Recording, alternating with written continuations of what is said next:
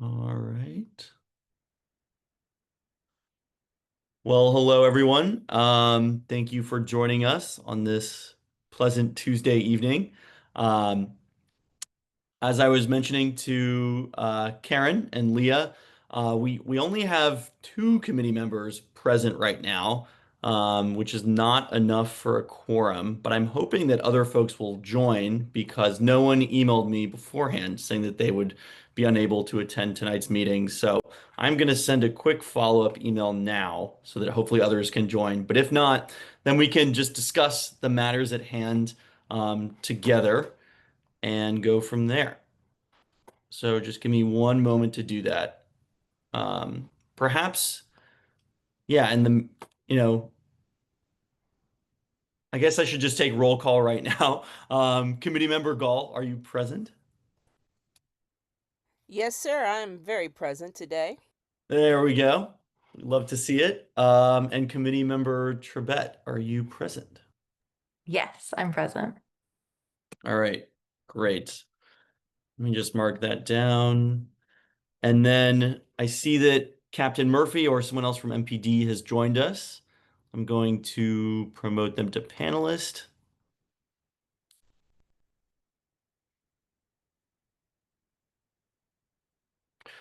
Um, Yes, hi, Cap Murphy. I am present. Thank you so much for joining, Captain Murphy. I am going to email our committee members to try to get some more folks to hop on.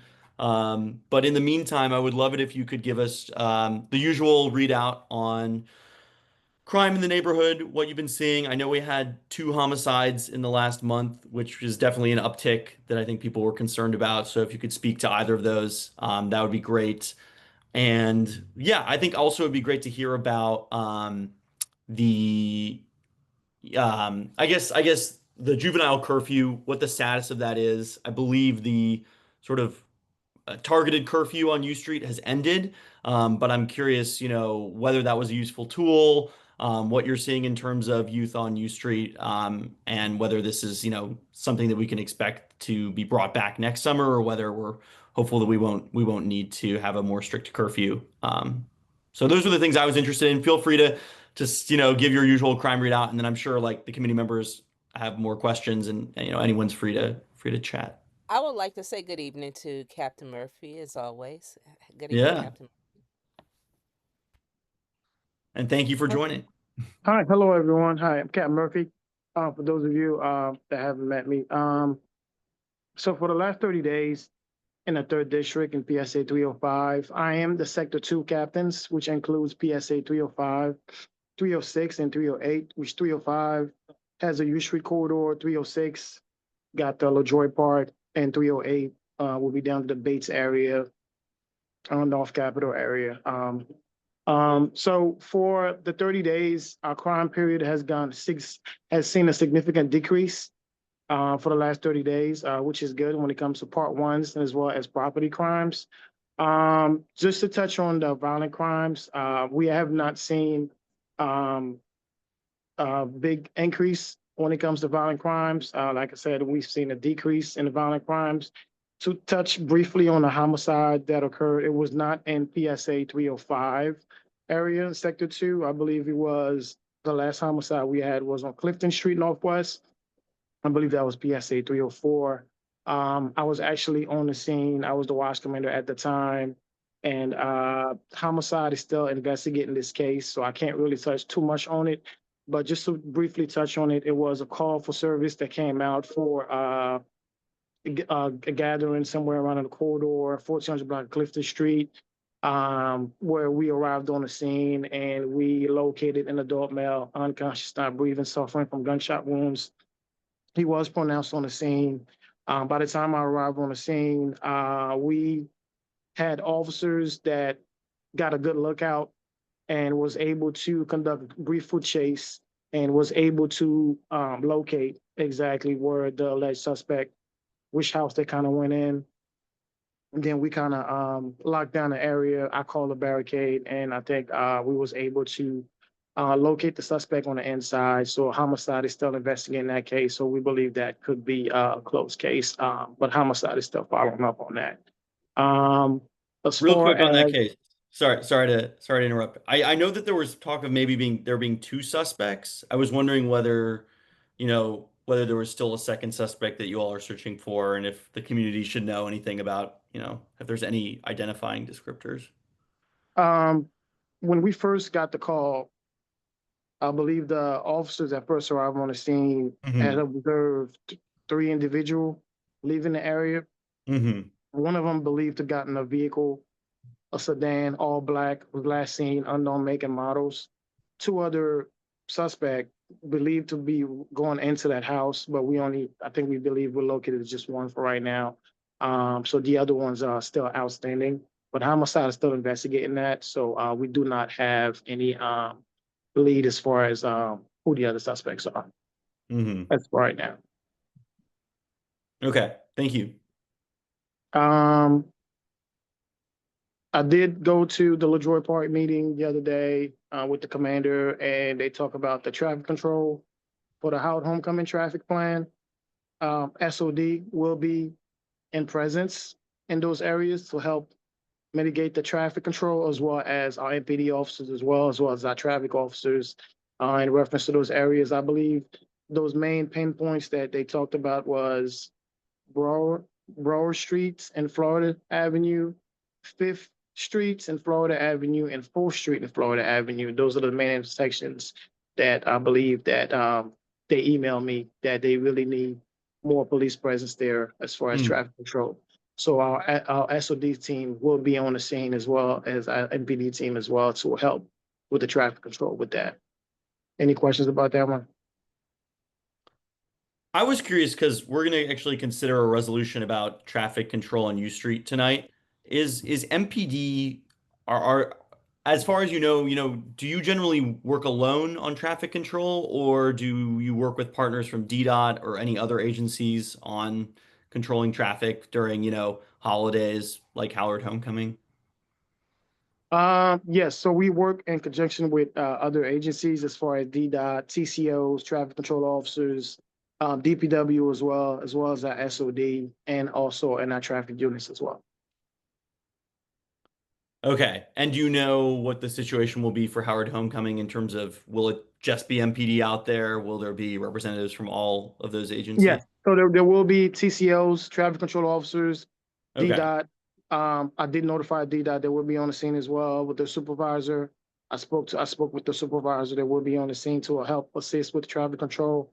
Being out there in the middle intersection, highly visible to help the traffic flow going. So TCOs will be out there, DDOT will be out there, DPW will be out there as well as the MPD as well as SOD, Special Operation Division. They will be on the scene as well to assist with that. Got it. And sorry, the TTOs, could you give us a breakdown of who those are, what they're So trained?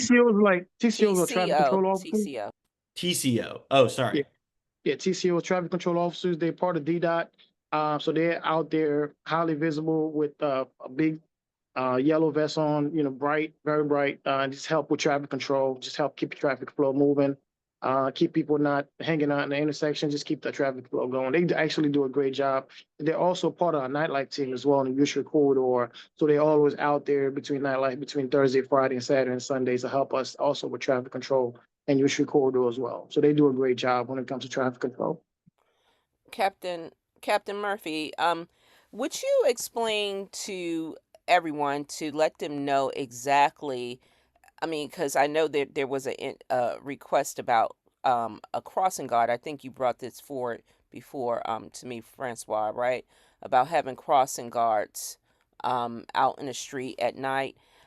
Could you let the committee know exactly how TCOs, what their duties, their exact duties that they're supposed to that it's entailed, their job description, what it is that they're supposed to do specifically, how long they're supposed to be out there, the starting time and the ending time, and to what extent that they could be, if and who's the actual management of the actual TCOs. I know that they do a great job, but I think that there has been a request to have a little bit more probably more people on detail, but I just want to make sure that you give a clear job description of what it is that they're doing in the time period, please.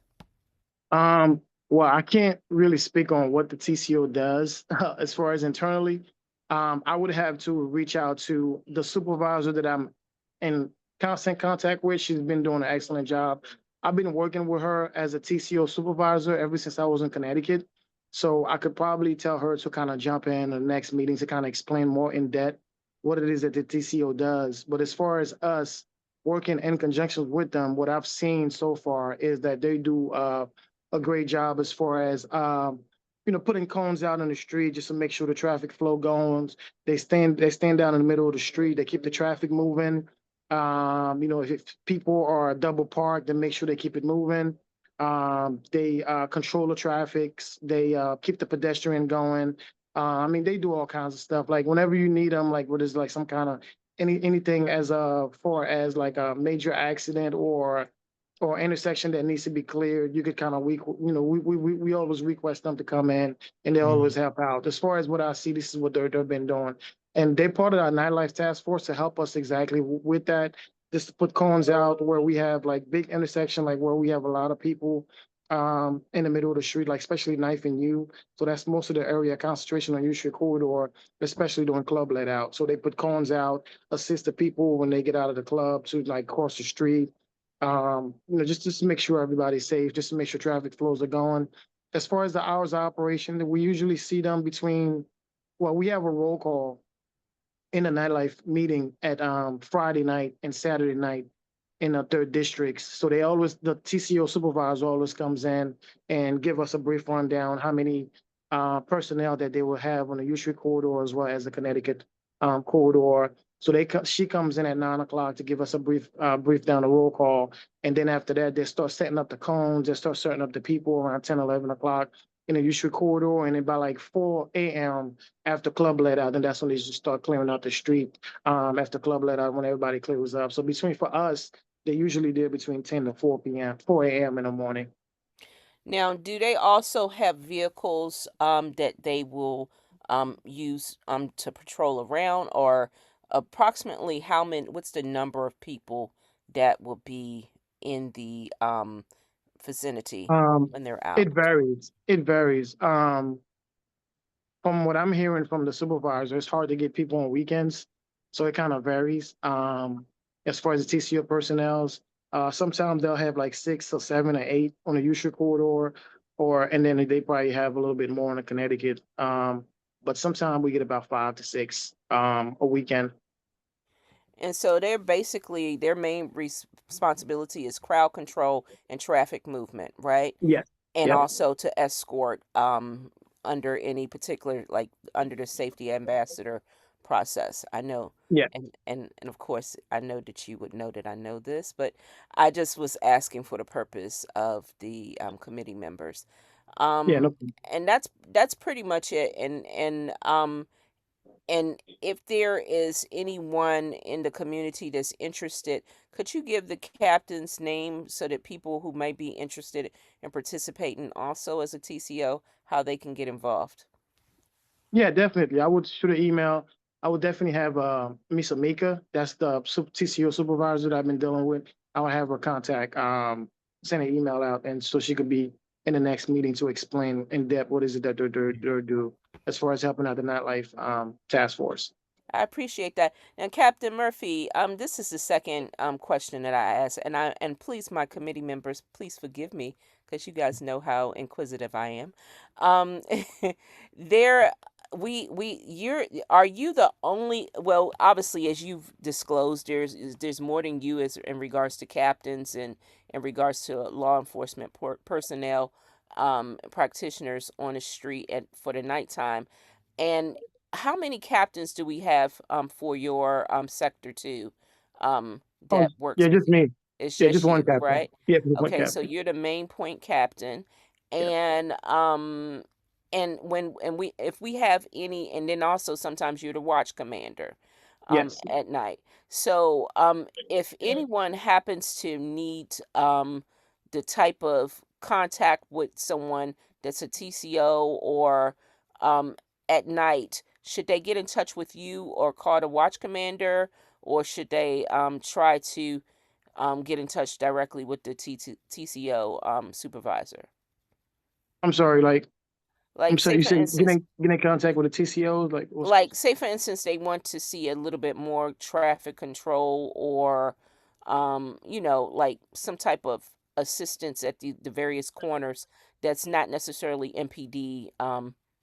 There wasn't really necessitate MPD, but they need to have somebody sort of like a traffic calming crowd control. How would they go about contacting someone for that particular service? yeah, that would be the TCO supervisor, Amika. She will probably be the best point of contact. I can't tell them what to do or where they need to go. I think they also have like their supervisor that gives them an area concentration, but Amika would probably be best to contact you and she could kind of tell you where they can go, where they can't go to assist.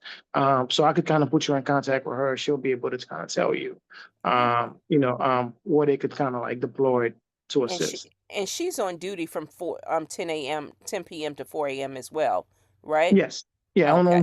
weekends in the nightlife corridor, yes. Okay, definitely. Thank you so much, Captain. I appreciate you answering Not a all my problem. questions. Not a problem. I have, Yeah, I have, thank you very much. I No, have no, a no. Go really, ahead. I have a really quick question that maybe you have the answer to, but maybe you don't. I just am curious. There was a PG County police helicopter flying over Ward 1 today, right in like the middle of the elementary school dismissal, which I've never seen before. I've seen, park police and all that. Just curious why a PG County police department helicopter would be flying over Ward 1, if you have any info. That I do not. I do not have it. I'm sorry.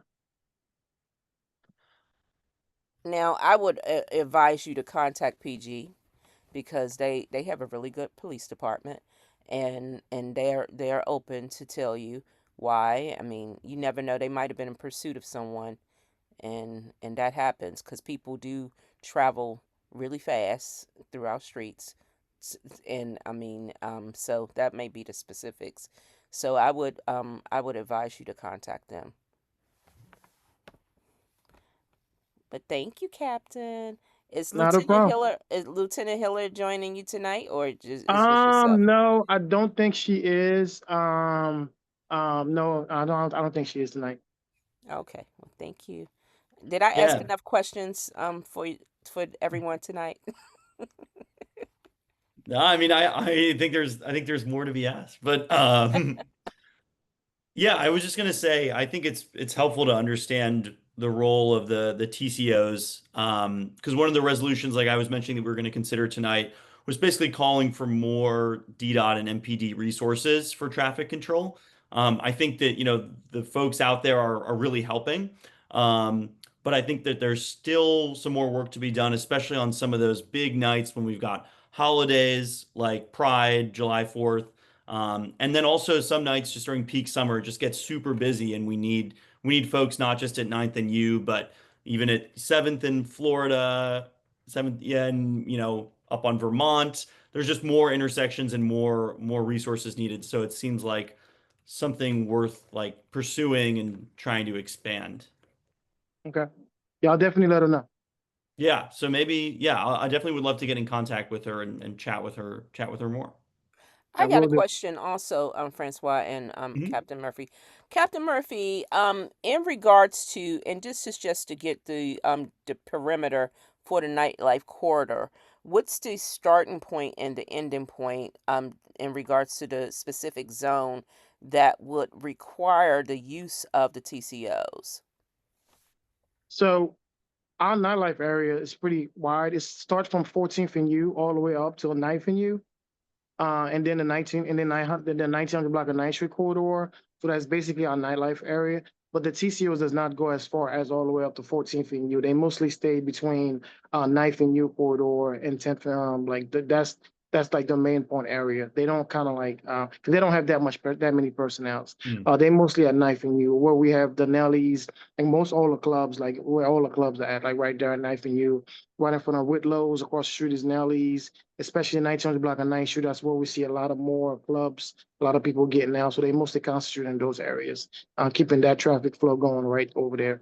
but our nightlife starts from 14th and U all the way up to Ninth and U. Is because you said like they don't tend to expand past ninth and you just because of personnel. If there Yeah, was like if there was a surge in personnel, would that be they would just have more folks down in that area because there are so many, like you said, bars and clubs, or would kind of yeah, I like the would. vision be to expand further up Yeah, 14? I would believe so, but that would be something that the TCO supervisor would more be able to explain. But as far as what she used to tell me is like they're hardly finding people to come in even on weekends. So as far as personnel, like they're short staffed, just like everything else. Yeah. I mean, I think, and this is sort of just segueing into our next conversation, and it's really helpful to have your perspective, Captain Murphy, even though I know, like you're saying, the TCO supervisor would really be the best person to chat with about this more. And so definitely, I think that could be our next guest speaker. And I'll try to chat with her over the course of the next month, as well. That'd be really helpful. Yeah, we do have a lot of DDOT personnel out there. I know the police are running around dealing with calls and responding to things that are happening. But we do have a lot of DDOT personnel out there that ideally could help supplement the TCOs. So I don't know if you have any thoughts on that or whether you think that's something we should just speak more with. I believe you said Omika was her name. Yes, yes, Amika Walker, yes. Yeah. So I don't know to what extent DDOT is it has that you've seen DDOT involved with traffic control. Yeah, they're very involved. Like Hmm. that's I think believe that's the main primary Hmm. objective. So they're very involved, especially in the nightlife corridor and on weekends and the task force. I mean, without them, I mean Hmm. they do excellent jobs. I think they're basically like our main uh, Hmm. resources out there. Just to make sure to Yeah. keep the traffic flow going. Yeah. No, it is great having them out there and having them, when they're blocking off the street, they actually have personnel out there. So that is helpful and that's good to hear. Um, Wait, Are there really quick. jobs? Excuse me, Francois. Mhm. Are the TCO jobs and the DDOT jobs one and the same, or do they have identical roles that they're playing for the nightlife? And the reason why I'm asking this, Francois, is because you want to see where you want to make sure you have some clarity as to what to ask in regards to your expectations for what it is that you want, because if they have overlapping roles or they have identical roles, you want to at least make sure that all the resources are being utilized wisely.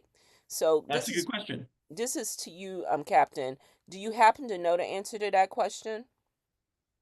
So I know the TCOs, their main primary as far as us, like they assist us with putting cones out, keep traffic flow going, stand in the middle of the street, just keep pedestrians safe.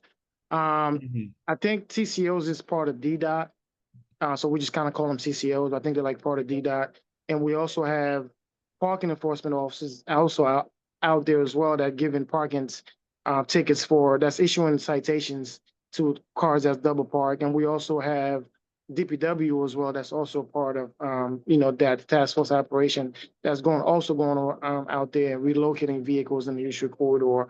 So each personnel I think is have different part that they're doing in nightlife. So but I think as far as DDOT, I think they're like part of the TCOs. So we just kind of call them TCOs, but I think they're part of DDOT. Interesting. Okay, Okay. and I was just, and that's the reason why I wanted to make sure it was clear, because some people mistake the roles, and I want to, when we see DDOT, there's always the assumption only that they're just doing like helping with DPW and helping the Jersey walls and whatever that they're doing specifically. But this is the reason why it's critical for us to know specifically what the actual descriptions are for some of the people. And see, some of our constituents, they see people who are with the yellow vest on, and they may see them in a stationary place for a long period of time, but they're not sure what their actual role is, because they say, oh, every time I look out my window, I see these guys right down at, and they're always there, and they're there for a long period of time. And I know they're with DDOT. And I'm like, okay, they're doing their job. It's just that you're not clear as to what their roles are. And so I Right. think the clarification on what it is that they are assigned to do, not for anyone to sort of micromanage them because that's not their job, but Right. just to give an idea of what they're actually doing. And, they could be monitoring traffic. You never know exactly what their role is. But I think if we have a clear understanding, that way we can relay that information to the community so that when they're curious as to why they see someone in a particular location for a long period of time, they know that they're actually there doing a particular job. Right. Is is that something that you think that Aninka, Ms. Walker, can Yeah. help us with? Yes. Okay, I, thank you so much. Great. Well, I do want to move on to actually taking a look at the resolution that I had been working on. I think we have more information now, so I am curious about people's feedback. But I do think there's some provisions here that are still pretty relevant to what we've been discussing. So I can send that in the chat right now. I believe I emailed it out beforehand as well. The link in the email didn't work. Sorry, I meant to email you that Really? earlier, and I just realized, yeah, it brings me to like a redirect notice to an Oh invalid no. file. Okay, well, yeah, I we use Yeah, and I didn't we even get use we your use email. SharePoint, I'm which is the sorry. bane of my existence. I haven't had a chance to check email. I'm just used to our conversations, Francois. All good. Well, let me try to share it with you guys now, and hopefully you will see it. Let's see. Okay, I've copied the link. Sending it You here. didn't ask Nakapon if he was here. Well, he kind of joined in the middle. I meant to say hi, but we were so in the thick of it. It's all But good. how are you I was doing, having Dr. trouble Khan? getting into for some reason I couldn't get into it. So, but finally I figured it out. Sorry for the delay in getting Good in there. evening, Nakapon. Good Yeah, how are you evening. doing? How was your long weekend? All right, it was good. It was good. How about you guys? But it's okay. Everybody's good. I'm The Everybody's good on this furloughs are side. hitting us hard business wise, but there you go. The what? The what's hitting you hard? The furloughs, the government Oh, furloughs. Oh yeah, oh yeah. Everybody's home or not home, so that's where we're at. in terms of folks are just not, they're not Yeah, signing up for programs as this much, is or generally our most busiest time of the year. September was very, very good, but we didn't want to Mhm. celebrate too early. I woke up on October 1st, not even knowing Mhm. that this was even on the docket. And then all of a sudden, hey, nobody's going to work. Um, Yeah, so it's it's very unfortunate. crazy. Yeah, pretty Well, crazy time. hopefully some resolution will be reached. Well, I just sent the resolution in the chat, so if you have a chance to quickly review it, Looking at it um, now. we can chat.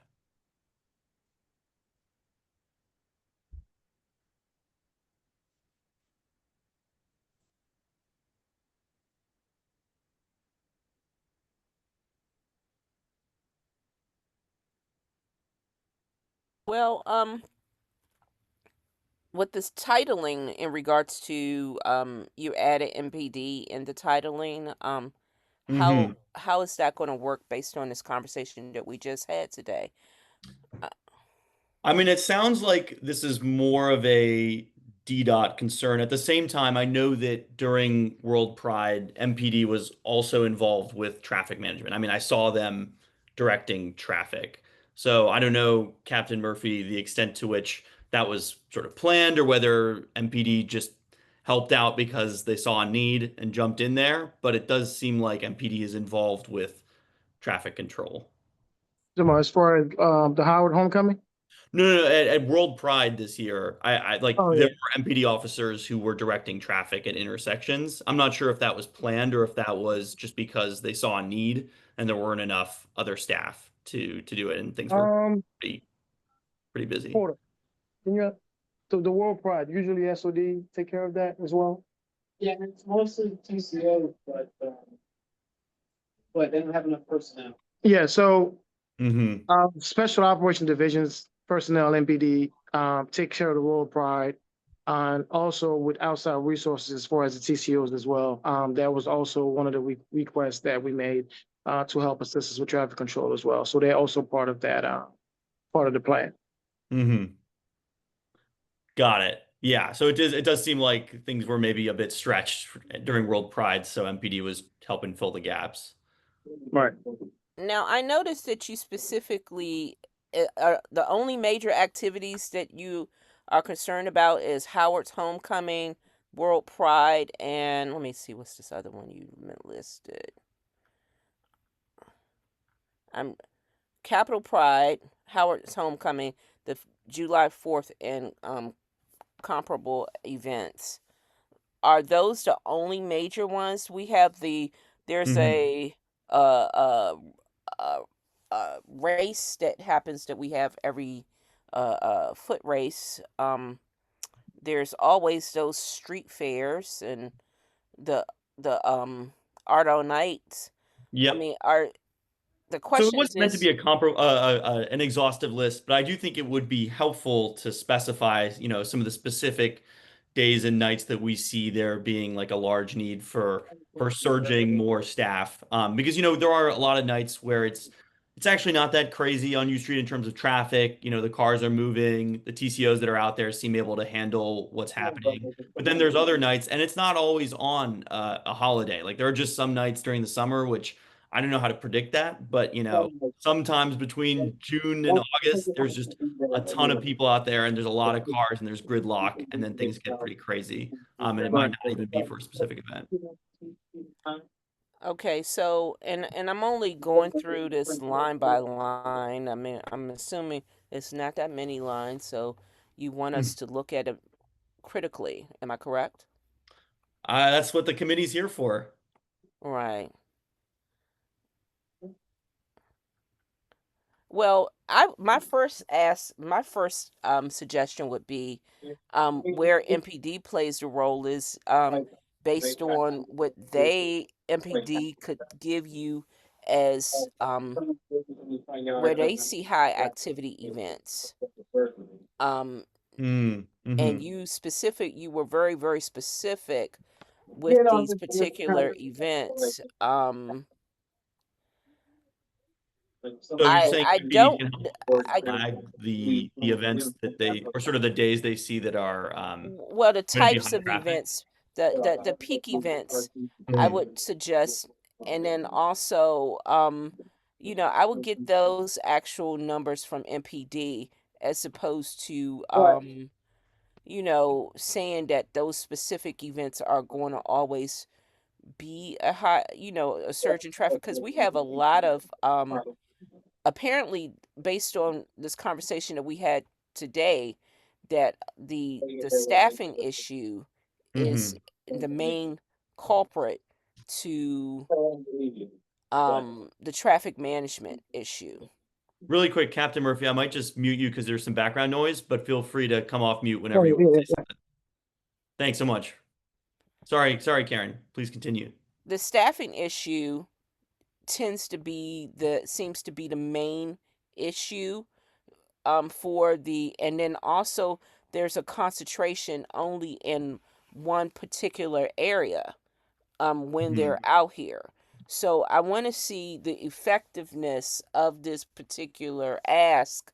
Is it, because as was mentioned by Leah, it needs to be expanded. And the question would be having that conversation with the TCO supervisor to see what Hmm. is actually feasible. That's my input. I think that's good feedback, and I definitely want to chat with her this month, before, the commission passes anything. Definitely want to speak directly and get her feedback and see what she thinks. I am curious, Nakapon and Leah, whether you guys have any thoughts or experiences from, walking around in the area on a Friday, Saturday night, holiday night about, I guess what you're seeing and what specific asks you'd like to make to DDOT and MPD regarding traffic control. This isn't necessarily an ask. I think maybe Mhm. just more something for the conversation with them when it happens. Yeah. I apologize if I missed this, but I know that like staffing has been particularly rough, especially on weekends. I would imagine even more so on things like Pride and Howard and Howard Homecoming. But Hmm. so I'm wondering like if there's specific either reasons that they've identified on their end as to why that is, or if there's like incentive might Mhm. not be the right word, but like if there's like an incentive or something that either they could provide or that we could support with or something to make staffing less of kind of a headache, if that makes sense. Yeah, I do think it's important to understand what reasons staffing is a challenge. Um, I think there's yeah, and I guess I think there's two pieces here. One is having enough like people out there from DDOT to manage the intersections when things are pretty crazy and there's a lot of cars. And then I think the other is making sure that the staff out there are trained and have the right job description to intervene. So it sounds like the TCOs are supposed to be in the intersections protecting pedestrians, laying out cones. And I don't know if they have whistles or not, to like, direct cars when things get, wall to wall. So I think that that's sort of the other piece of it is advocating for, what parts of traffic management might be missing or that we might want to sort of push DDOT to develop and deploy further, in addition to just having more personnel. It sounds to me that you are have the expectation that a crossing guard is what they're going to be doing. That's the reason why I asked very clearly what is their exact job descriptions. And from what I've heard is that yes, they're doing some traffic control, but Hmm. but I did not hear that they were active crossing guards, which is two totally different jobs. Okay, and then also you have to, I mean, with the whistle, the white gloves, and the little sash, that's a whole different story. That's not what they do, and so we need to make sure that we're very clear on what the expectations for each one of the employees are, so that they can facilitate their job properly. And then two, because of the weekends, and I do like what Leah had suggested, the incentives. I mean, just like we have the RDO program where people and are incentivized to come in the area during their time off, there needs to be a reason that some people may have their staff concentrated in the area. And I don't know to what degree um, incentives can be offered to the employees and if they're considered contractors, DC government employees, exactly how it works, you know. But there, I mean, a community oriented process on getting people to feel comfortable to be in a location is really, really important. So I I I would look into that, Leah. That was a wonderful suggestion. I think that if you want something, you have to be very proactive to bring someone into the area. So, Totally. I mean, I think it's a very good point about trying to identify what specifically what is the role of the TCOs right now? Like what is their job description? What are they trained for? What are they not trained for? Um, and I think, the resolution and what we can advocate for doesn't necessarily, I mean, the more specifics we can provide, the better, and the better understanding we have of the situation and what's needed, the better. But I guess, I'm trying to trying to think back from what is our goal here? What do we want to see in terms of traffic control and what do we need to achieve that? And so that could either be expanding the role of the TCOs, it could be not expanding the role of the TCOs and just having more of them, or it could be having additional personnel like the folks with the whistle and the sash or, explicit crossing guards that we need out there. It's trying to so I think it's yeah, I think it doesn't just have to be restricted to the TCOs. It can also be talking to DDOT and saying, "Hey, we're seeing like a gap here that's not being filled, and we want DDOT to come up with ideas for how to try to fill that gap." well, I just looked up the job description and it says under fairly close supervision, the working tasks are most often straightforward, routine, structured, and guided by established policies and procedures.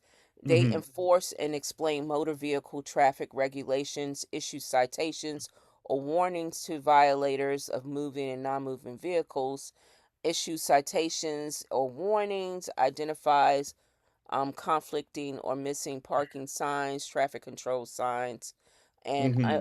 any malfunctioning traffic issues, and submits a written account of the sign and traffic location, signal Mm. locations. I don't see where they're out here. Mm. That's under one. That's the '07 job description, and let me see, what's they have two Yeah, I'm different seeing that soup here. descriptions, but advises on transportation matters, investigate requests for parking enforcement services. I don't see where their job is to blow a whistle and direct traffic. So Hmm. rerouting traffic, bicycle traffic by ensure the safe flow of operation of vehicle traffic. I don't see where it's like saying that their job is to be stationary in the street and Hmm. moving traffic from that respect. So I guess a overhaul or maybe some type of, not necessarily an overhaul, but an update on their job description. But that would probably be, it'll take a administrative act that may enhance their funding, Or even um, additional training if that's what's needed. training. But the question again is, um, the expectations. If, say, for instance, if Hmm. this is what they're saying and that this is what they're tasked to do, and it's really not prescriptive, and we're saying, oh, okay, you have to do this at this particular time. So we will have to find that out from the supervisor. But Hmm. monitors and patrols the DC streets in an assigned area on foot or in a vehicle to cite illegally parked vehicles. Remember, I asked about that. Um, Hmm. the there's not the question is where you want them to be trained up on something that may be not, they may not be interested in having that done per se. I mean, because I think at some particular point it may come into that enforcement part where you're looking to see MPD out there doing it, and that's not going to happen anytime soon. Um, I mean, I guess I just want somebody out there directing traffic. And oh, so I that could be got you. MPD, or that could be DDOT, but it's got to be somebody. So, but I hear you in terms of where the line crosses from, directing traffic and, advising and redirecting traffic to enforcement. And I know that, yeah, the other agencies, I don't expect them to do that. And Well, that the gets question is, dangerous. it needs to be done though, Francois. So, Yeah, yeah. so because it needs to be done, Hmm. let and we see MPD that is definitely not in their wheelhouse, and but crossing guards, it's not like it's some we're making Hmm. up an actual thing that is a figment of our imagination. This Sure, is an sure. actual job. So the Yeah. question would be who's going to do it, Hmm. and so far, we don't see anyone assigned in that role. It's not that it hasn't been done in DC, because it has been. It's Yeah, just a yeah. question of who is going to do it, and if we have someone who does it, and maybe we need to find the right person, and maybe Hmm. through our meeting with the supervisor, we can probably pinpoint exactly where that particular position, who holds that role. And the only time I've ever seen that done is school crossing guards in Mm-hmm. DC. And then I've actually seen people be out in the street. They had their actual uniform, and it had traffic written on it. It's not those flimsy Hmm. vests that you're seeing these gentlemen and women wearing for the TCOs. They Yeah. actually are. They are really geared up. So Yeah, I I've want to I've seen see them where during that rush is, hour, and I that's think. been in DC before, so I Yeah. can tell you that. Hmm. But the question is, I've only seen that happen with our crossing guards. So Mm-hmm. maybe it's some type of um, overlap or a possibility that we can see a crossing guard. Um, and maybe that's, I don't know if they're funded through DC public schools. Yeah. you Yeah. know So, but maybe we can see. Let me look up crossing guards. It I looks mean, like I we've can got do a more visitor research too and on sit. Nakapon's side. I know. Look at Nakapon. I think they Let me tell are because you. the crossing guard that's at Cleveland, I feel like is like at least very securely attached to the. Oh, they have a DDOT supervisor. Oh Interesting. no, never Oh, mind. that's Sorry, the, that's yeah, the email of the D. I was like, yeah. wow, that's like very convenient answer. I think they're, or at least they're very firmly attached to a specific school, if not, pay for Yeah. something through them. I know I've seen DDOT folks. I could swear I've seen DDOT folks directing traffic during rush hour downtown before, or when the lights go out. I think there's a protocol. When the traffic lights go out, if it's a major intersection, I believe they can get people out there. So, but this is all really helpful feedback, and I don't want to. We have a few other things to discuss tonight, but this is all really good feedback. Very smart idea, Karen, to actually look up the job description of the TCOs. I think that's a great primary resource. So yeah, I think, it's good to gather more information and then refine this resolution so we have our specific asks and we know where the gap is and we know what we want. But yeah, hopefully we can, you know, I can look into this and try to find out more and I'll share what I find. And so hopefully the commission can vote on something either at its next meeting or the meeting after that, just depending on, what's going on. Um, Great. So the other thing I wanted Thank you, Captain Murphy. Thank you. yeah, thank you, Captain Murphy. All That was right. very Thank you, helpful. guys. Thank you. Appreciate it. I appreciate you answering the questions despite not being the head of this, despite not working for Yeah, I DDOT. put her email down, so you kind of Yep, reach out to her. perfect. Thank you All very right. much. All right. So the next item on our agenda was the late night hype resolution, which our committee member Brandon McLean had been working on. Unfortunately, he's not on tonight. I don't want to spend too long on it since this was a project he was taking on, but I know that I spoke with Nakapan about this as well. I think the main tension I see here and was at the last 3D CIC meeting. We heard from Commander Connors, and Karen probably remembers this about the late night hype events. And he seemed to think that, they're successful events, they bring in a lot of folks. They generally are very positive, kids are engaged, they have something to do. There's a lot of families there, there's the police there, it helps with community relations. But the concern about potentially expanding the events or doing more of them is that it might encourage more youth to be out late at night. There is a curfew in place. So then if the event shuts down at, 10 or 11, then it's already, approaching or past curfew. And then you have, a bunch of youth who are in the area, who are maybe going home, maybe not going home, and like hanging out in the area. So I do think that there is a difficult to resolve tension there. And so I am curious if the committee has any thoughts about that. Now, I've given you, and I'm always trying to make sure you have all the resources you possibly can in regards to this particular matter. Hmm. And I know Hmm. that you and Brandon have been discussing it. Sorry I missed your other meeting. I was really impacted. But my my biggest ask, and I'm going to say this over and over and over again.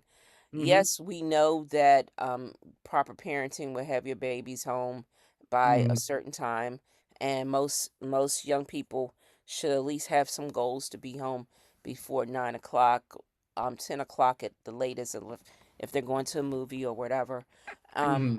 but the reality is, we are dealing with the reality, okay? And in this reality, um, we we we have to, in order to, we don't want a federal surge every time we have young people out, right? Agreed. Okay. So, but we do want to be able to have some control mechanisms in place in order to make sure that we're redirecting this energy. It's going to be there. They're growing up. They're becoming adults. They're going to find a way to avoid every single thing that's called a rule that anybody wants, but you have to do some reverse psychology with them, okay? Hmm. Create a location that they can go to that's controlled, that is fun, that is also, I swear, I know it's everybody's crying, oh, it's after 10, after 11, but yet you don't want them at Ninth and U in a bar, right? Hmm. You don't want them having a fake bar in a car, right? So Yeah. what you want is to create something that is going to draw their energy, which they have lots and lots of energy, and it's fun, but also a responsible place where people are saying, guess what? We're going to be responsible community members slash AKA village and aunties and uncles, and look out for these kids at this particular time between, evidently, as the MPD says, from 10 p.m. to 4 a.m., where they want to be grown. I Hmm. swear, I don't know one young person who didn't want to be grown. I'm one of them. I used to be like that. I used to want to be Hmm. grown when I was their age. I mean, and when I mean want to be grown, I mean want to be grown. So hold on one second, guys. You're good. Um, As far as we are along with that, we've submitted our proposal and our partnership information to all right. Department of Parks and Recreations. Haven't heard back from them yet, but hopefully soon. I think it's been like 2 weeks now. Excellent. All So right. yeah, that's where we're at with that. Our proposal was that we would do a one-off, um, martial arts training for the public in whatever location they would want us to be at, Mm. as a pilot program, and then see, if we can do it a few times, and if there's some success with that, if we can do it on the regular, and if we can try to staff and figure out how to pay for it, that's fine. The first couple of ones, like, we're happy to, do it out of pocket, and I'll pay the instructors to be there just to see like how well it's received and if we can connect with the community. But it would be between the ages of like 8 and 14 years old that we can get there after school. After school, so you're going to do it at you said you want to do it at one of the recreation centers, am I correct? That's right. That's right. Well, let me see what we had initially told them. I think we were going to do an event like it's going to be, I mean, after school, but in the evening time. So whatever we're trying, I think we're also trying to figure out when it's going to be the best attended and when it's the most needed. And see, okay, we all have boots on the ground, and there's no pun intended with the song and all that stuff, but I'm not trying to bring that up, but we all are out here in the community. We know what, again, the realities are. We know when MPD is out. We know when people are just so filled with energy and they want to be out and about. I mean, the thing is this, is am I saying some type of tall tale of or high expectations that we need to redirect this energy into something positive in a controlled fun activity area? I mean, if you're going to offer your trainings, just uh, are you willing to do the 10 p.m. to 4 a.m. time slot? And do we have people who are willing to fill that time slot along with you? I don't think you should be the only provider. I think it should be multiple people and multiple locations. I mean, with intentionality of saying, okay, we know that the busy places that they like to go, and we can redirect them. I mean, if you have the TCOs out there, why can't we at least have people, you know, it's going to really have to be a creative way of creating a traffic flow for the young people to go into a location that we actually have planned, that's near these areas, or not necessarily near the areas, avoiding the bar scene, but sort of pushing them towards something fun. I mean, I really I know that it's not impossible. They have all types of fun activities that young people like to do. You know, they have with like the Sky Zone, where they have the trampolines and the roller rink, like they have up on Rhode Island Avenue. The arcade where they have the karaoke, the roller Mhm. skatings, the Sky Zone type stuff. I mean, these places need to be open where they can have fun and enjoy the gaming and all that type of stuff. I don't understand why we can't get this done. You You know, know, I we're probably going to take a grassroots approach on like getting the word out, but really we also want to have some type of connection with the school system in the sense that the people that are coming to train, we know who they are. It's we do. I would imagine it being like an open. Everybody just come. Whoever wants to come in will come in. I mean, eventually that's how we have to start doing it. But we would like to have a connection, know everybody by name, making sure that they're going to school, have some kind of connection with that. And that way we're trying to, as best we can, help them become positive forces in the community and society, right? So like if we know that this is what we want them to be, hey, look, we don't need to have a truancy. Hopefully we don't need to have like a truancy a wing of the right, police trying to gather all these people because they're willingly going to school because in going to school they now have a privilege that they can participate in, which is coming to train. And so that's how I envision is not just open it up and have everybody come through. Although like I'll take as many youth as I can in the sense that like as long as I have a good instructor to youth ratio that I can provide, because if we have one for every 50 kids, that's going to be insane. I right. imagine like 1 to 15, 1 to 20, and then we kind of grow it from there. And that way we have enough people. You only want 1 to 3, dude. I mean, trust Well, me, that would be it's a lot great, of but rambunctious energy coming through. I mean, sure. at the schools now. See, the thing is, you don't want everybody to be just justice impacted young people, right? um Most of the young people at there's a lot of different school programs that they're doing in for the extracurricular activities. um I would contact each one of the schools in the area. This is would be my approach if I'm trying to work with the schools, and find out if there's, like, how they have the detention. Do they still have the school detention? Do Mhm. start working from that location to start making a difference with those young people who may be bored with school, that they may have in school detention, or they may be detention oriented students, not necessarily justice impacted, but they just need to be redirected in a different way. And so you may have a 1 to 15 ratio at that, because it may not be a lot of them. um, and see if it's possible to have that information disclosed to you, because you have to have parental consent, et cetera, et cetera.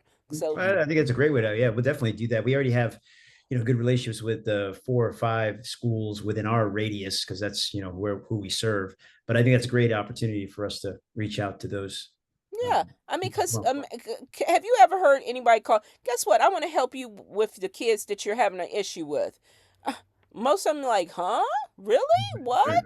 I mean, so this is creatively thinking outside the box and intentionally going to help those children who 9 times. And then here's where you do the connection with MPD. MPD has a list of those of the justice impact.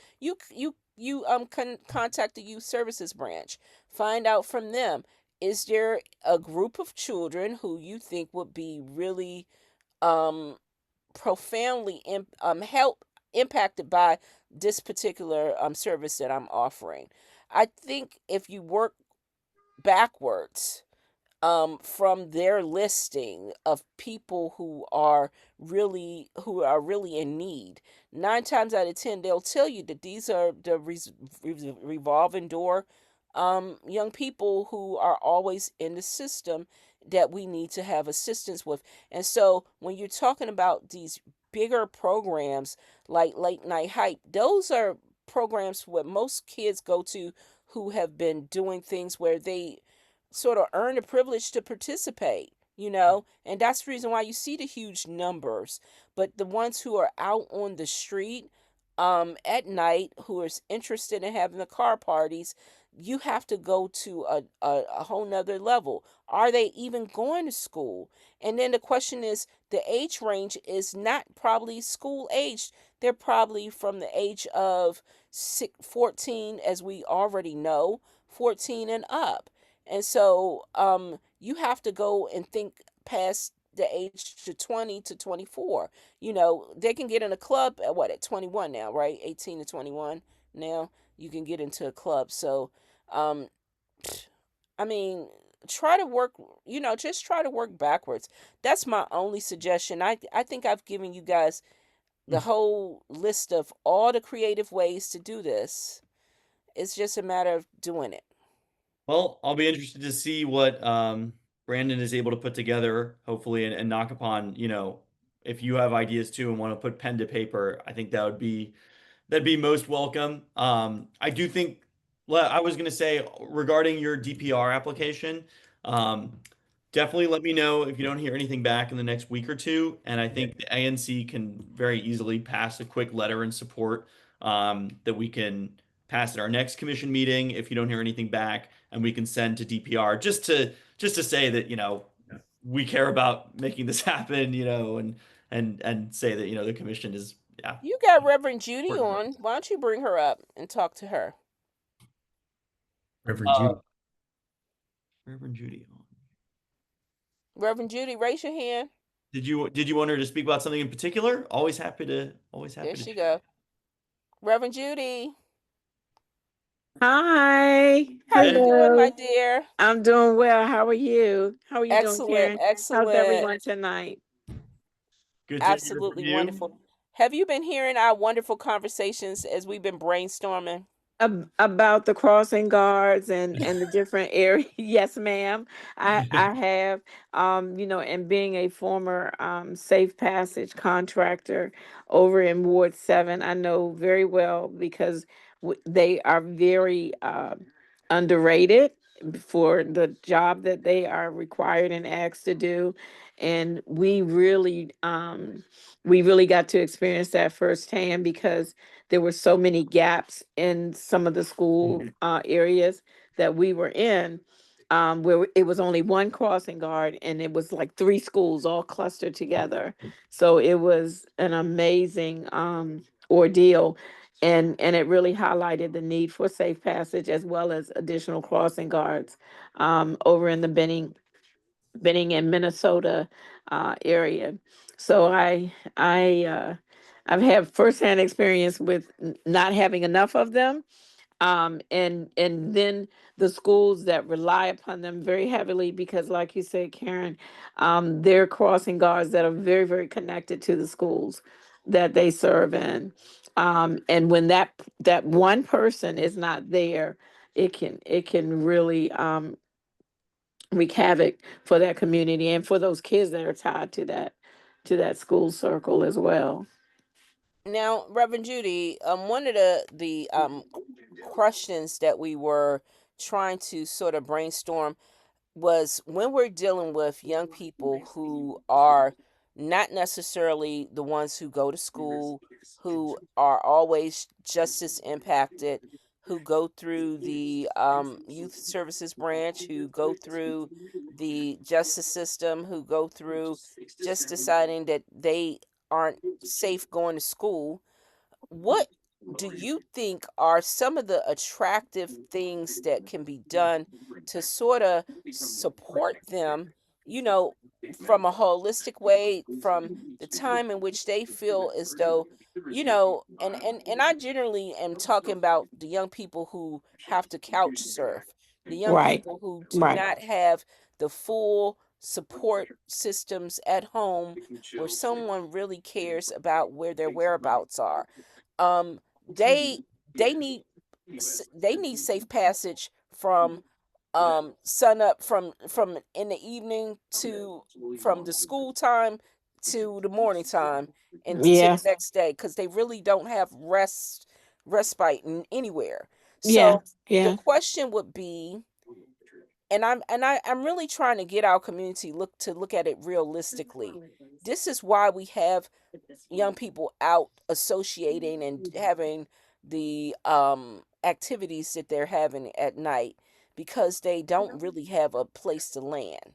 Okay, so what do you think? And it always doesn't have to be fun, but it could be like a refuge slash, not, I don't want to call it a hangout because then it'll be someone will stereotype it, but Right, right. I'm trying to use an idea cloud of information how we can help someone like Nakapon who's highly interested in embracing the opportunity to work with young people. I made the suggestion that he contact some of the schools where he can ask, who are you, if they have the in-school detention, who are some of your candidates? If they're part of the youth services branch, who are some of the people that may need to have a service where they need the support of, doing the different activities that he can offer, both him and other um, organizations such as your organizations. I mean, what should he do? Give him some ideas if you don't mind sharing that. No, not at all, because that's one of the things that I was working with DYRS. They had put out an RFA earlier toward the end of the summer for really targeting that 10 to 14 year olds, sort of a prevention strategy in high risk communities, to basically deter them, obviously, but to also support them, right? At the level, because they're the next, I call it the next up generation. And I'm deliberately trying to create programming that is around, housing, because you're absolutely right, Karen. Some of them don't have anywhere to go, right? And that hangout, I actually engaged some young people who were living in and around Kennedy Street Northwest. And we would get these phone calls from the neighbors that said, "Hey, they're just hanging out in the alley, and and we don't, and they're there late at night, and they're there the first thing in the morning." So I asked one of the VIs, I said, "Have you all ever had a conversation?" So we started approaching them, and we found out that they really was there all night because they didn't have anywhere to go. They were essentially homeless. One of them was sleeping in a car. Another one was sleeping in an abandoned apartment right off of Kennedy Street. So I'm my idea, or my ideal, is to create just what you said, a safe space, a home away from home. So from that core hour, after school, where they could come, be safe, they could play games, they could eat, number one, they could get their homework done, they would be greeted by and mentored by a caring adult. But they would also have a place to sleep, a safe space to sleep, if they didn't have a home or a relative where they could be transported safely to.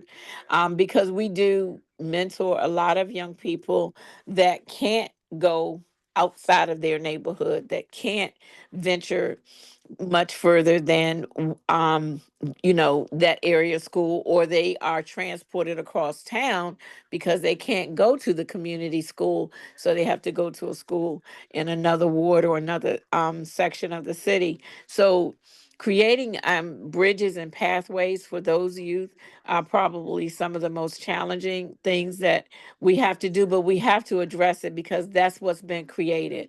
We have all of these neighborhood affiliations where young people can't go because they've, gotten reputations, or they are subscribing to this myth that, hey, if you're from this hood, you can't be over in this section of the city, and you get identified with this neighborhood, then you're going to be part of a beef with this rival community. So getting them to not think of themselves as rivals, but to think of themselves as just people, and transforming their mindset and finding out what it is that they really like to do, and helping them develop that in a positive pro-social spirit, is some of the work that is the most promising work, but work that has to be done.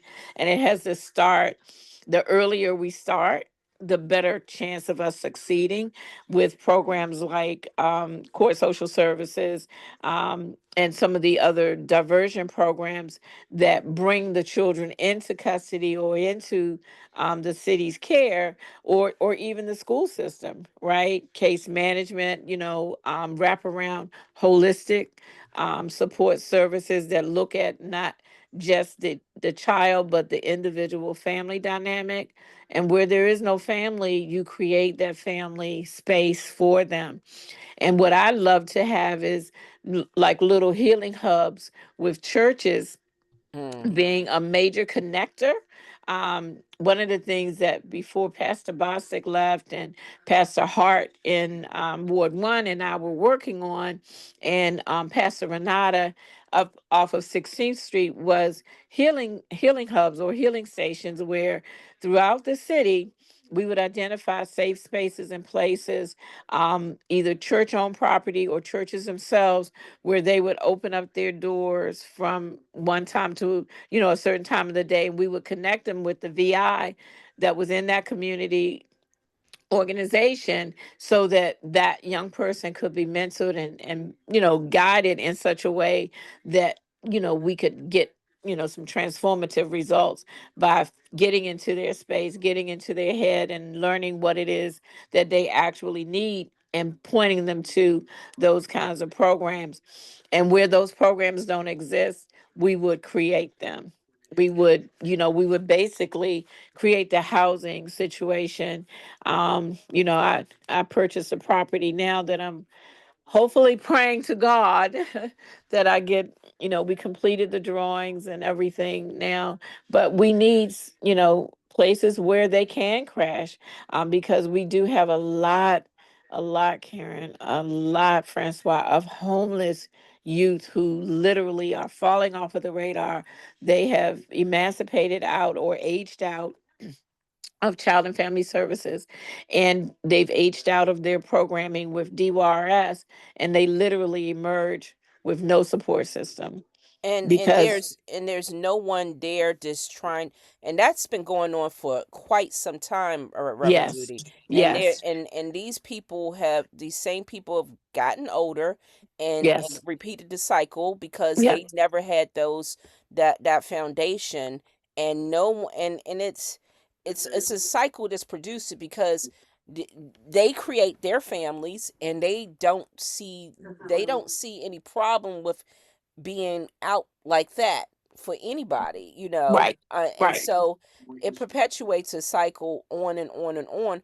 However, these are never the conversations that are being addressed when we have these conversations in these communities about what's going on in regards to public safety. hmm, And and and and I we we started this conversation at the 3D CAC meeting last month on the 25th of September, at the station. And of course, there needs to be that continuous dialogue about this. And so I'm so happy that Francois has, I know that we're opening it from late night hype, but this is the real issue. The Hmm. real issue is addressing this issue. When I say, I've always stated that we need to get to the root cause. This is the root cause that yeah, I have been describing, and I think that we really need to name it consistently, make sure that it's bullet pointed, that we're talking about um, the gap of the homelessness of young people that are not describing themselves as homeless, but they literally are homeless. yeah, And although they may not be sleeping in tents, they're sleeping in stairwells in apartment buildings. They're sleeping in abandoned buildings, as you mentioned. hmm, They're couch surfing, but they're never safe. They're never safe. And unfortunately, what people in the community see is they see a gathering of young people always together, because eventually any of the activities that's nefarious on the street will catch them. They're going, exactly, because that's going to always be a part of their lifestyle, no matter whether we see it as glamorous or unglamorous as not or not. that's been a consistency that they don't see anything wrong with it because it's been around them since they've known anything. So Exactly. those are the realities that we're talking about, Nakapan, when we're talking about everybody is not always and some of these young people may not even been in the justice system. Right. They just That's right. might have been on the cusp of it, but around it and been associated with it and influenced by those who are in the system, and they know this. And so when things happen, you're like, okay, well, they don't have a record. They've been on the outskirts of it, but that don't mean that they're not doing something. It's just, everybody, we have so much criminal activity. Most people might have picked it up, or they know how to navigate past it, but that doesn't mean that they're not in need. And Reverend Judy, I know that you would know specifically, and Kevin Hart, you and all of you all, because I know you both now. There, I think that this is a conversation that really is a real conversation. Um, I just think it needs to be brought to the forefront often. Mm. It doesn't need to be glossed over. How can we make sure that this is always an agenda item? And I mean, I made it my mission to for our next for all of our CAC meetings going forward to always have a youth item on the agenda. But how can we, what specifically, so it's just not some, gloss over and just like a bullet point that we can just say, oh, it's not necessary.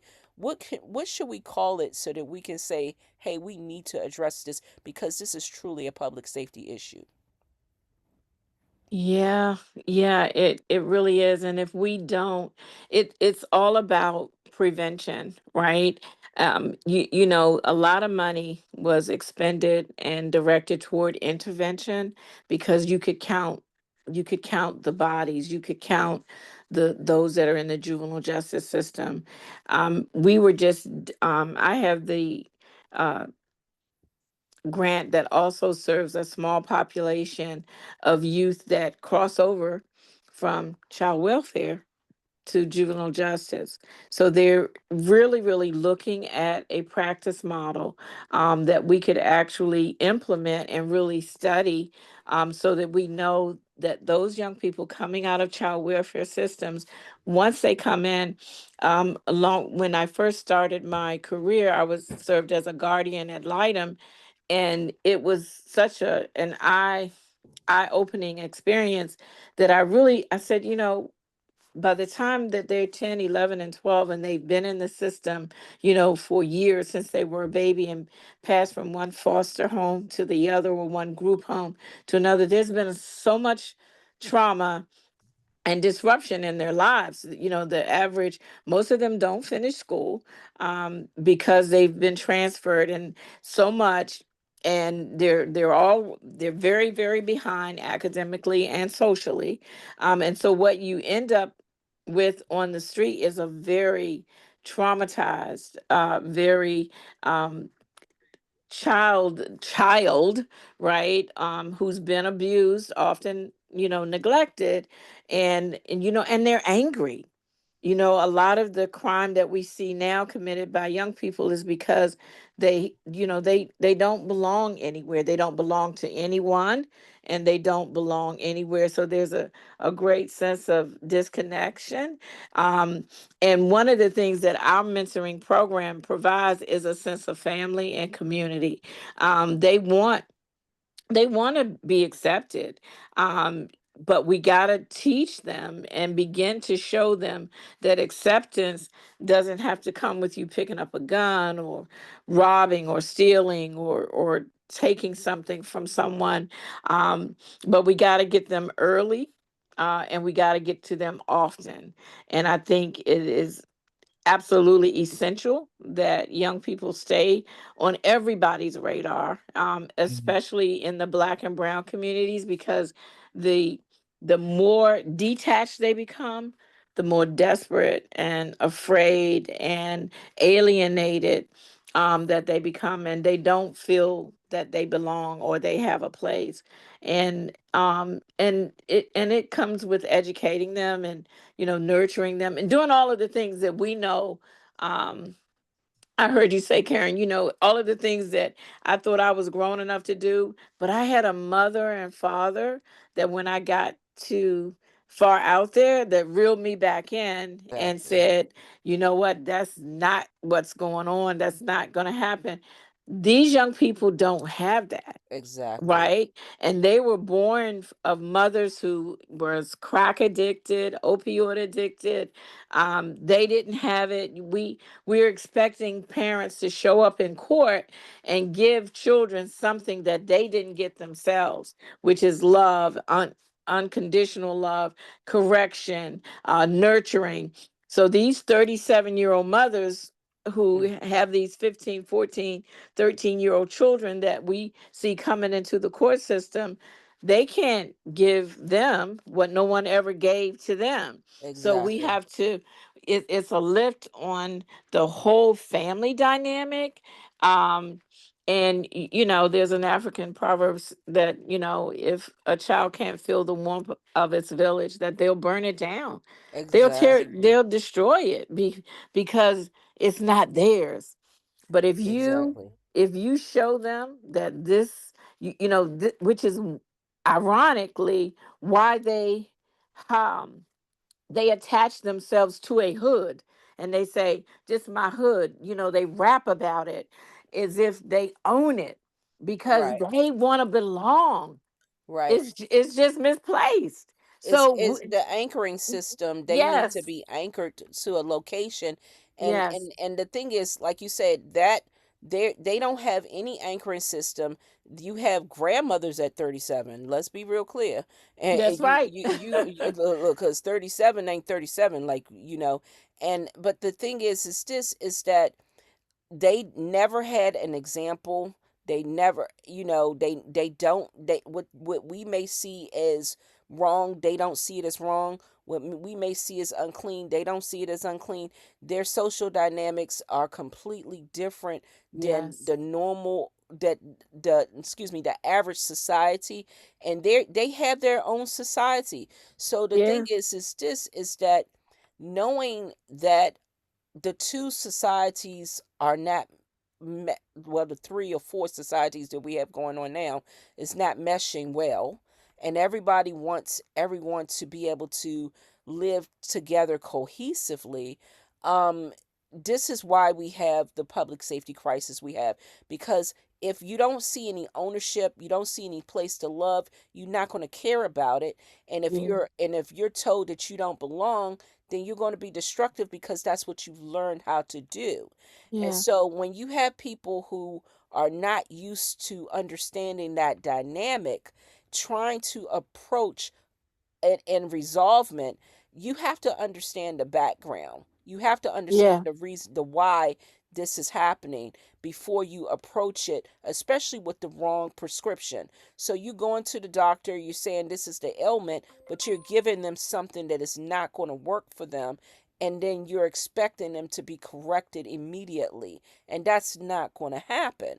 And so I really try to I guess maybe I'm not articulating it properly each time I say, look, we need to create the spaces for these young people. But apparently I just wanted to make sure that it resonates, not just from my mouth. I'm glad that you are a wonderful spokesperson. You said it better than I could ever say it, Mother Judy. Um, but I really want this to be a conversation that is being had so that no one is surprised by what's going on. It's just you have to look at the anthology of the neighborhood to say, Hmm. okay, this is what is really happening. And so that when you want to come out with a program and you have an interest in resolving a situation, that you know exactly what it is that you have to approach and what you're looking at, so that you're not coming at, you're not putting band-aids on a open cancerous wound. You Yeah. need to really address it properly. And the main thing, which it really perturbs me, is that it's the primary needs that needs to be met. Food and Exactly. shelter. food and Yes. shelter. I swear, it's Mhm. that simple. It's I food and shelter. Yeah, it's unfortunate that even those basic needs, cannot be provided um, for a lot of kids out there. And yeah, I think you guys are right, and it's important to talk about, the context in which we are having these public safety challenges and why, we have kids who become adults and then, also, the behavior continues, but we're dealing with these, yeah, people who are having very difficult upbringings. So, I am hopeful that in a small way through the committee, through advocating for these spaces like Reverend Judy was mentioning, either the healing hubs or the late night hype events or anything else, in a small way, we can try to improve, you know, kids' lives, Yeah. try to lead to better outcomes both in their youth and when they become adults, um, and do what we can. So I am looking forward to continuing the conversation, talking about more ways that we can try to intervene, as a commission and as a community. And I'm excited to hear what Nakapon and Brandon are able to put together, and also, to hear more about what DPR gets back to Nakapon with, in terms of trying to get more kids enrolled in his programming, and so that he can put this out into the world like he's already doing. But I do think that getting kids involved with an activity that excites them, channels their energy in Yes. a positive direction, like you were saying, Karen, give them a positive way to express themselves and to use all of the lovely energy that the kids do have. I So think that I'm excited to hear Nakapons, what I happens. think Nakapons, see, it's different. See, here's the thing. The thing is this, what, children, I mean, young people like different things. They like something that, one, you're intentionally showing that you're interested in them, as Reverend Judy mentioned. But then also, you need to make sure part of the program is carved out for the space of rest. And understand you're going to have some kids who may participate who are tired, who don't have all of those elements that we're used to children having, young people having when they come to the table. So, knowing that that is the case, make sure that the location that you choose has a rest area. And then also, Reverend Judy, this is one of my main things. We have to make sure that you have good supervision, where Yes. it's not a place where they can start or be preyed upon by people who take advantage of them when they're in these spaces. Absolutely. And the element who normally is attracted to young kids when they get into these spaces is not around to take advantage of them, not around the perimeter of the area, and not coming into the area. And unfortunately, sometimes they're one and the same. It's you can't vet the good out of it, because there's no, you got to say, okay, we're going to start here, and everybody is going to have flaws, and so what can we do to work around it? But you really do have to have some trained professionals in place to help you navigate past that. And Reverend Judy, is ideal, and I know her. She has a whole group of people who can work with her. And if you need knock upon, I think that you really need to partner with some people who can help you, so that it's more than yourself. That you have you and your crew, but you also have some additional professional staff members along with you with whatever it is that you're doing too. That's Yep. my biggest suggestion. I will connect with Reverend Judy as well. But we've also connected with the downtown youth boxing organization. I don't know if Oh you've heard of yeah, that, right? yeah. Yeah, Okay, well, we cool. received a grant from the district a few last year for the Great Streets retail grant that they were doing, and one of the things that we did inside of our academy was we built a martial arts museum, and one of the Okay. exhibits that we have there is an exhibit for Mr. Eugene Hughes, who passed away, around 2019. I used to see him every day as I was walking past 14th Street. He was Yep. out there on his scooter, and he just sat there and. We had a few conversations, and the building that they had is owned by the board of directors of his of Right. the youth organization, and so we've connected with them. They actually donated to us a gigantic picture of him that we can now hold inside our academy, and also information Excellent. about all that he's done in the community, but also that now has given us a good connection with the downtown youth boxing group, and so then we've been working with them as well. So we'll reach out to them because they have a lot of success in instituting these types of programs and through the city, and so we could always benefit from a lot of their experience. I grew up with Mr. Hughes. I mean, because I mean, he's right. He was right here on my street, right off of my street. Yeah, yeah. And when I tell you, he was a phenomenal man. His gym was wonderful. I mean, I know so many people who came through his gym, and definitely, if you connect with them, and that family, like you said, the family owns the building now, and if you connect with them and work with them, they could tell you how the neighborhood is run. I mean, they are very familiar with everything. And I say that because this is the grassroots level, and the people who are really born and bred and part of the community, who knows the community through and through. And also, you want to make sure that you know people like Reverend Judy, who knows the community through and through, and has the right training. Is really, really important, because it's the reason why I say this, Nakapan, is that you may have people who may have um concerns and flaws and issues, but you need to make sure that you pay attention, that they're in the safe spaces that they need to be in, because you don't want to perpetuate the energies that they're bringing in with them. You get what I'm saying? And I know you know all this, but I'm just letting you know that Thank ahead you. of time. Understood. We will. Okay. All and right, and that's guys. Well, thank you. yeah, I think that was good. I'm excited to hear more about whatever programming we can try to bring online with Beta Academy. Um, And Reverend Judy, I hope can you reach out to me, because I want to see you for the CAC meeting on the 23rd, Okay. via Zoom. Okay, Okay. we're Okay. not meeting in person this month. Okay. Sounds good. Well, we were supposed to talk about immigration enforcement, but I think given the late hour and that we unfortunately only have two of our committee members still on, we may have to save that topic for our next meeting. But I do want folks to think about, I mean, as Commissioner Trindade Duramo emailed us, you know, beyond just, the concerns about cooperation between immigration enforcement and MPD and community relations, what do we want community policing to look like in the future? How do we want, police to interact with the community? How do we want police to be building trust with the community?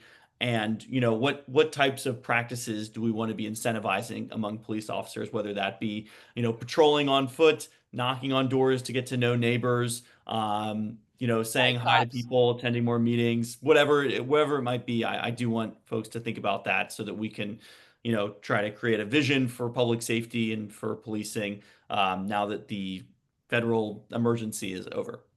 Well, that's the point of the CAC. I mean, the CAC has been doing this for 44 years in the community. We started it in the community because of, as you mentioned, it was not federal surges. We've had so many different iterations of crises in Washington, D.C.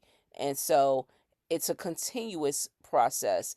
I mean, I know we have ANCs that go through the two, what is it, every 2 year cycles that you guys change over. But the continuous cycles of keeping connected to the community is important, because we can't have any gaps.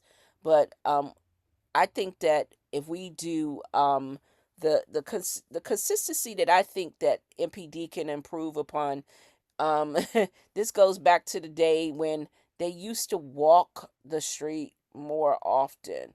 There, Mhm. it wasn't just the bike cops, but they would Yeah, actually walk the street. yeah, Okay, yeah. I hear you. and and and and I know this harkens back to the white gloved crossing guards that we were talking about, but we need to have that. Sometimes we need to have that nice community feel of officers, if they're going to be officers in the community. Hmm. We really did know a lot about police officers when as I was growing up. I Mm-hmm. mean, I know my family members that are officers, Yeah, but I'm just saying, but in general, there's yeah. a lot of connections that we can make with having officers Mhm. walking back and forth, getting to know the community a little bit more. Um, I've mentioned this with the community engagement committee that we need to make sure that the neighbors get to know each other. Because everything is not always law enforcement involved. We need to have community members involved, and we have a block captain process with the CAC program, but we really need to make sure that the neighbors are getting involved with getting to know each other and speaking to each other, and Hmm. working with the block captains, working with our safety ambassadors. We have a lot of different law enforcement practitioners, community level, from public safety ambassadors to the neighborhood block captains. That if you guys want to do that, I think that that's really important, and that helps to build Hmm. relationships also with MPD. So Yeah. that's it for me. I did Yeah. speak a little bit more than I expected today, but this is what you get when you have the CAC chair in your meetings, right? That's true. That's true. Well, I think And I think Reverend that's a good Judy. note to end on. I think the vision you laid out of people knowing, their local officers and block captains, and yeah, yeah, having that community sense of, I know who my police officer in the area is, and they're here for not just 6 months, but they're here for years. I think that's what Right. we're going for. So, Well, I'll get everybody to sign up for block captains. I'm gonna put that out. I think that that would hmm. be a good start. That way, even after people leave their service as ANCs, they can still be involved. Hmm. Because some people don't want to run; they may go to another state or whatever. But I think that it's always that consistent involvement is important. Hmm. And that consistency. Yeah. And Reverend Judy, please don't forget to call me. I mean, I need you to call me so that I can get you set up for the meeting, okay? Yes, I will. Let Okay. Yeah. me let me You want me to put it in the chat or you have it? put it in the chat. Okay, let me give it to you. Hold on. Okay. I know sometimes I forget to give people my direct numbers. I don't even think Francois has it. It seems to work well enough, but Oh yeah, it works. yeah, but it's the Google Voice one, I think. No, that's not the one. Oh, it's not Google Voice? All right, well, it's Oh something no, else. dear, You got you a don't good have it. system going on. Email. I'm gonna put the email in there so that you get. Okay. Hold on one second. Da, da, da. Okay. 3BCACDs. Oh, da, da, da, da. Ba-da-ba-da-boo. So, Francois, anything else or No, I think that's it. I mean, the 3-day CAC meeting is happening on the 23rd. Like you said, it's virtual. So if yes? folks are able, they should join. And, Yes. yeah. I think that's all I had for us for tonight, but it was a good meeting. I'm glad we got to hear I from think it was an folks. excellent meeting. You Yeah. always have great Yeah. meetings, Oh, Francois, and thank You you. do. Nakapan and Reverend. Yeah, you guys have Yes. been Some doing important things to great. discuss. Yeah, I love it. I really enjoy it. I like when we get to do these things, but I really want to see the rest of our community just pitch in and really be Mm. involved with these type of things, Well, I'm cuz hoping to get some more committee members, so I think yeah. think we Yeah. might be able to get a few more people involved, which will Yeah, be I'm sure you wonderful. will. You have that great sparkling personality that will get everybody involved. That's that's a very kind way to put it. That's true. It is true. You Uh-huh. do. Yes, Oh, you do. oh, well, I take the energy that I get from everybody else. Look, look, I'm a mirror to you. Okay, did you get it, Reverend Judah? You got my 3D TC Gmail. Let me let me see. Let me pull up the chat. Let me see. Oops.